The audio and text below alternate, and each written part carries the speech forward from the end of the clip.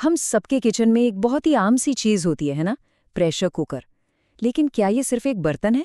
नहीं, इसके पीछे जरूरत, विज्ञान और बदलते समाज की एक, आप यकीन नहीं करेंगे, 350 साल पुरानी जबरदस्त कहानी छुपी है। चलिए आज इसी कहानी की परतों को एक एक करके खोलते हैं। तो कहानी की शुरुआत होती है एक बहुत ही कह सकते हैं अजीब जगह से। एक महान वैज्ञानिक, और वो भी किचन की एक मामूली सी मुश्किल में फंसे हुए थे। ये जो शब्द है ना, ये खुद चार्ल्स डार्विन के हैं। जरा सोचिए, वो दक्षिण अमेरिका के ऊंचे एंडीज पहाड़ों पर थे और कुछ नहीं, बस कुछ आलू उबालने की कोशिश कर रहे थे, लेकिन कुछ हो ही नहीं रहा था। वो बुरी तरह नाकामयाब रहे। तो सवाल उठता है कि आखिर उनके आलू पक क्यों नहीं रहे थे? मतलब क्या गड़बड़ थी? ये एक पहेली जैसी है और इसका जवाब विज्ञान में छिपा है। अच्छा, तो डार्विन की इस मुश्किल को अभी यहीं छोड़ते हैं और जरा समय में पीछे चलते हैं, बहुत पीछे, और उस आविष्कार को देखते हैं जो डार्विन की इस प्रॉब्लम को चुटकियों में सॉल्व कर सकता था। देखिए, इसके पीछे का साइंस ना बहुत सिंपल है। हम जितनी ज्यादा ऊंचाई पर जाते हैं, हवा का दबाव उतना ही कम हो जाता है। और कम दबाव का मतलब क्या? इसका मतलब ये कि पानी 100 डिग्री सेल्सियस पहुंचने से काफी पहले ही उबलने लगता है। अब जरा इस टेबल को देखिए, ये बड़ा मजेदार है। अब देखिए, जहां डार्विन थे लगभग 11,000 फीट की ऊंचाई पर, वहां पानी सिर्फ 88 डिग्री सेल्सियस पर ही उबल रहा था। अब बताइए, इतने कम तापमान पर आलू कैसे पकता? ये गर्मी काफी थी ही नहीं। और अब आती है सबसे हैरान करने वाली बात। जानते हैं, जिस टेक्नोलॉजी से डार्विन के आलू आराम से पक सकते थे, वो उनकी इस यात्रा से भी 150 साल पहले ही बन चुकी थी। जी हाँ, 150 साल पहले। तो मिलिए स्टीम डाइजेस्टर से। इसे 1679 में एक फिजिसिस्ट थे, डेनिस पैपिन, उन्होंने बनाया था। ये एक तरह का पहला एयरटाइट कुकर था जो भाप के दबाव यानी स्टीम प्रेशर का इस्तेमाल करके पानी के बॉइलिंग पॉइंट को 100 डिग्री से भी ऊपर ले जाता था। और यही तो आज के हमारे प्रेशर कुकर का बेसिक प्रिंसिपल है।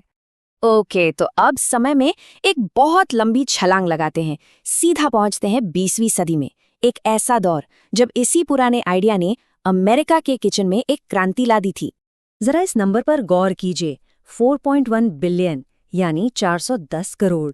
ये सिर्फ एक नंबर नहीं है, ये एक पूरे सामाजिक आंदोलन का प्रतीक है। तो हुआ ये कि दूसरे विश्व युद्ध के दौरान खाने की बहुत कमी हो गई, राशनिंग चल रही थी। सरकार ने लोगों से कहा कि अपने घरों में ही सब्जियां उगाओ, जिन्हें विक्ट्री गार्डन्स कहा गया। लेकिन सवाल ये था कि इन सब्जियों को साल भर के लिए बचाकर कैसे रखें। यहीं पर काम आया प्रेशर कैनर। ये खाना प्रिजर्व करने का सबसे तेज और सबसे सुरक्षित तरीका था। इससे समय भी बचता था, ईंधन भी, और खाने के विटामिन भी। और इस पूरी किचन क्रांति का हीरो था 1939 का प्रेस्टो कुकर। इसका जो नया सॉसपैन जैसा स्टाइल था ना, वो पुराने मॉडल्स के मुकाबले बहुत ज़्यादा सेफ और इस्तेमाल करने में आसान था। इसी ने आम लोगों को हिम्मत दी कि वो भी प्रेशर कुकिंग को अपनी रसोई में अपना सकें। लेकिन जैसा कि हर कहानी में होता है, एक मोड़ आया। जंग खत्म हुई, हालात बदले, और प्रेशर कुकर की जो चमक थी वो फीकी पड़ने लगी। इसका ग्राफ नीचे जाने लगा। ये चार्ट बिल्कुल साफ साफ बता रहा है कि हुआ क्या।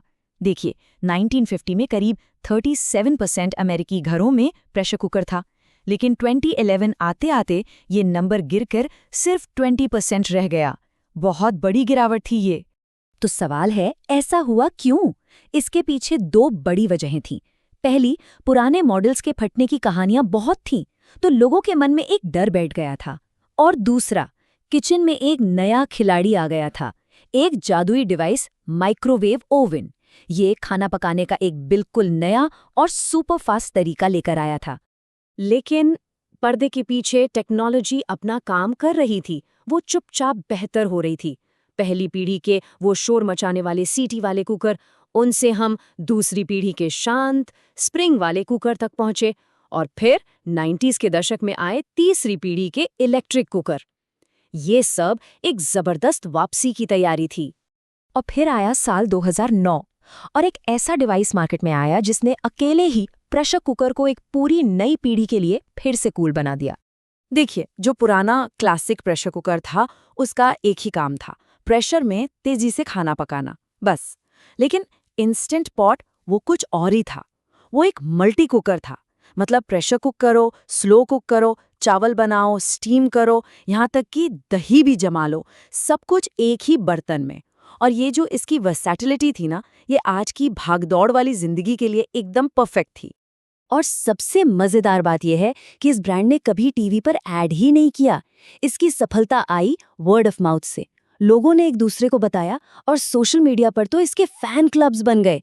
मतलब एक तरह की कल्ट फॉलोइंग हो गई इसकी। ये नंबर देखिए, ये इसकी पॉपुलैरिटी का सबूत है। 2018 में सिर्फ एक दिन में Amazon प्राइम डे पर 3 लाख से ज्यादा इंस्टेंट पॉट बिके थे। सोच सकते हैं, एक दिन में। तो इस 350 साल के लंबे सफर के बाद अब सवाल ये है कि प्रेशर कुकर के लिए आगे क्या है, भविष्य क्या है? तो जो सबसे लेटेस्ट चीज आई है वो है एयर फ्रायर और प्रेशर कुकर का कॉम्बिनेशन। एक ही डिवाइस में दोनों टेक्नोलॉजी। ये दिखाता है कि ये सिंपल सा आइडिया आज भी हमारी नई नई जरूरतों के हिसाब से खुद को बदल रहा है।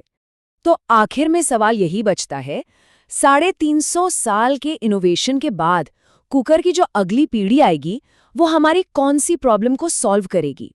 ये एक ऐसा सवाल है जो इस मामूली से दिखने वाले बर्तन की असाधारण कहानी पर हमें सोचने पर मजबूर कर देता है।